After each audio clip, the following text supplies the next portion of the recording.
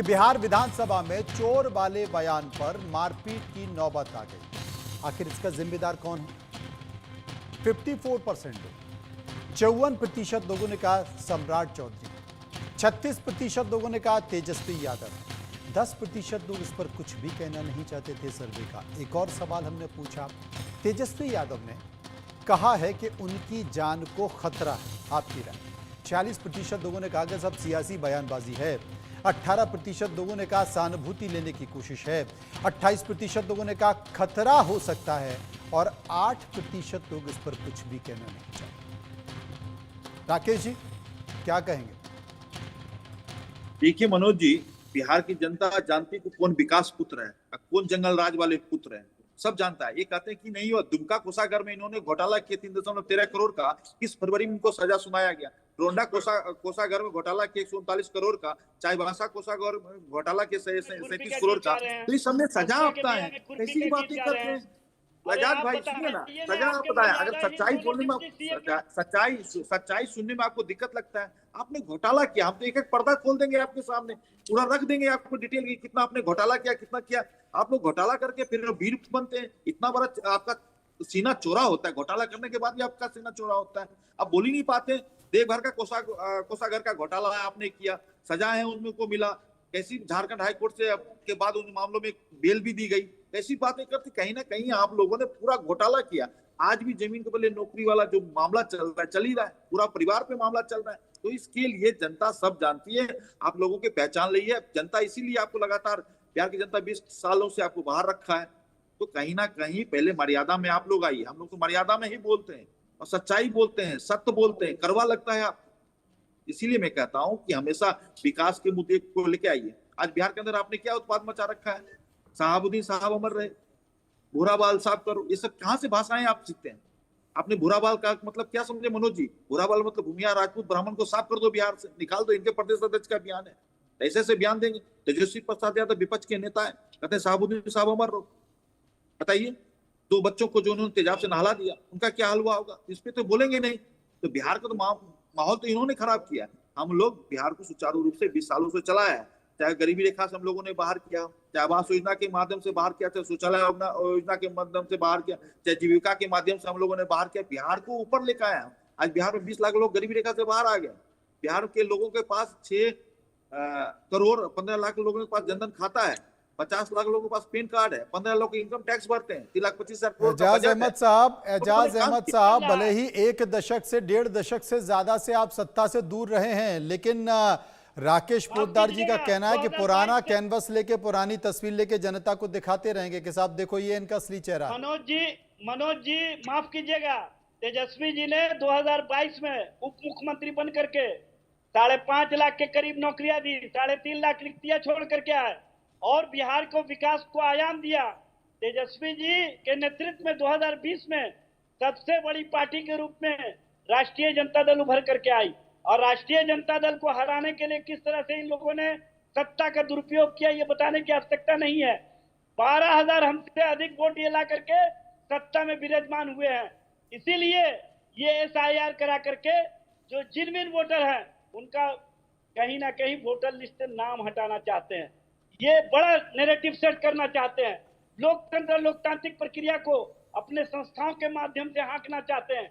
इसीलिए supreme court ने ED के संबंध में रिमार्क दिया कि आप लोग ईडी का कब तक दुरुपयोग करते रहिएगा। इसीलिए इससे पहले चीफ जस्टिस रमन्ना साहब ने कहा था कि चाहे CBI हो, चाहे ईडी हो, चाहे IT हो, इसकी विश्वसनीयता के लिए अलग से आयोग बनाइए।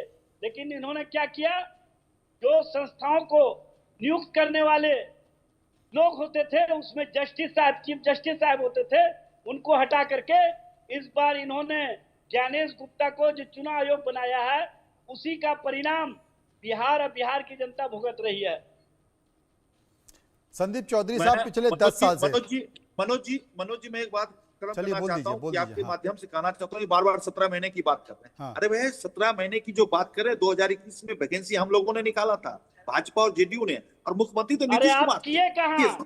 अरे सुनिए ना, अरे सुनिए मेरे भाई, सुनिए मनोज जी, और जो बात आप कह रहे हैं, जो बात आप कह रहे हैं ना 17 महीने, और 17 महीने में तेजस्वी जी ने इतना कर दिया तेजस्वी कि प्रसाद यादव आप नहीं थे असल में सरकार की बहुत सारी पॉलिसी ऑन गोइंग होती है और स्वाभाविक तौर पर अगर कोई सरकार चली जाए या केंद्र की हो या राज्य की हो तो स्वाभाविक तौर पर उस सरकार के पास वो चली जाती है और वो उनको मनोज जी मुख्यमंत्री अपने खाते में जोड़ लेती हैं। संदीप चौधरी मेरे साथ मौजूद है। संदीप चौधरी साहब, करीब करीब 1 दशक से ज्यादा का समय हो गया केंद्र सरकार को, बिहार में भी मुझे लगता है कि 1.5 दशक से ज्यादा का समय भारतीय जनता पार्टी की सरकार को हो गया, लेकिन इन तमाम परिस्थितियों के बीच बहुत सारे गंभीर आरोप केंद्र सरकार के ऊपर लगते रहे, जिसमें आप जिस बात का जिक्र कर रहे थे कि तमाम केंद्रीय एजेंसी और संस्थाओं का दुरुपयोग हो रहा है, ईवीएम का कुछ खेला है, बावजूद इसके लगातार जनता बीजेपी को जिताती जा रही है।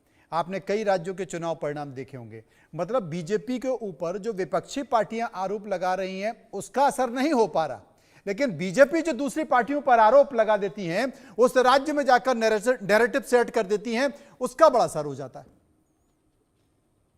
देखिए मनोज जी, राजनीति में चुनाव जीतना हारना अलग चीज है। मैं आपको बताऊं, गोपाल कांडा हमारे देश की राजनीति में एक बहुत बड़ा कलंक है। गीतिका शर्मा वाला मामला आपको याद होगा तो, और गोपाल कांडा भी अपना चुनाव जीत जाते हैं। कई क्रिमिनल जिनके आपने नाम लिए वो किसी भी हद पे, मतलब वो गांव की ग्राम पंचायत भी नहीं जीतनी चाहिए, लेकिन चुनाव जीत जाते हैं। चुनाव जीतना एक अलग मुद्दा है, लेकिन एक चीज है कि आप कोई कमिटमेंट जनता से करते हैं, वो बात कह करके आप वोट लेते हैं और वो चीजें पूरी नहीं होती हैं, फिर चीजों को एक जुमला कह करके या कुछ भी कह करके डाइवर्ट कर दिया जाता है। तो मुझे लगता है ये देश की जनता की साथ ठीक नहीं होता। रही बात सरकारों की, देखिए सरकार जब बन जाती है तो सरकार बनती भी बहुत धीरे धीरे, एक प्रोसेस है, उस धीरे धीरे वोट बैंक जुड़ता है और धीरे धीरे ही वोट बैंक फिर साथ छोड़ता है। कांग्रेस को जहां तक पहुंचने में जमाना लगा, फिर वो धीरे धीरे धीरे, पहले वो कई प्रदेशों से गायब हो गई, फिर वो केंद्र में गठबंधन के सहारे चलने लगी और मुझे लगता है बीजेपी तो केंद्र में थर्ड टाइम है और थर्ड टाइम गठबंधन के सहारे चल रही है। तो अगर हम अच्छा करेंगे तो मुझे लगता है लोग भी पार्टी को मजबूत करते हैं, अदरवाइज लोग साथ छोड़ने लगते हैं और उसके नतीजे ये आते हैं कि पार्टियां गिर जाती है, गठबंधन के सहारे चलने लगती है। और गठबंधन के सहारे चलने वाली पार्टियों की क्या स्थिति होती है, कितनी मुश्किलें आती है, वो आप भी जानते हैं, हम भी जानते हैं। और जब चीजें गठबंधन के सहारे चलती है तो उनमें भ्रष्टाचार भी ज्यादा होने लगता है। ये बात खुद मोदी जी ने कही थी। और ऐसी कई चीजें हैं जिन पे हमें आज काम करने की जरूरत है, वो विश्वास हासिल करने की जरूरत है। देखिए बिहार को कोई भी सरकार केंद्र में आती है या स्टेट में आती है, वो कहती है हम बिहार को बदल के रख देंगे। मैं बिहार में रहा हूं, जब गवर्नर सत्यपाल मलिक थे उनके साथ मैंने वहां राजभवन में काम किया, तो मैंने देखा बिहार के लोग अच्छे हैं, वो काम भी करना चाहते हैं, वो शिक्षा में भी मेहनत करते हैं, लेकिन हकीकत यह है उनको वो प्लेटफॉर्म नहीं दिया जाता। आज तक बाढ़ का समाधान बिहार के अंदर नहीं हुआ है, आज तक शिक्षा का जो स्तर होना चाहिए वो नहीं हुआ है। मुझे अच्छे से याद है राजभवन में ऐसे ऐसे लोग आते थे जो अपनी यूनिवर्सिटी जिन्होंने प्राइवेट खोली हुई है या वो अलग अलग कोर्स के लिए आते थे, और वो सब वहां चाहते हैं जल्दी में कि भाई पैसा दो और काम कर दो और सब हेरा फेरी हो जाए।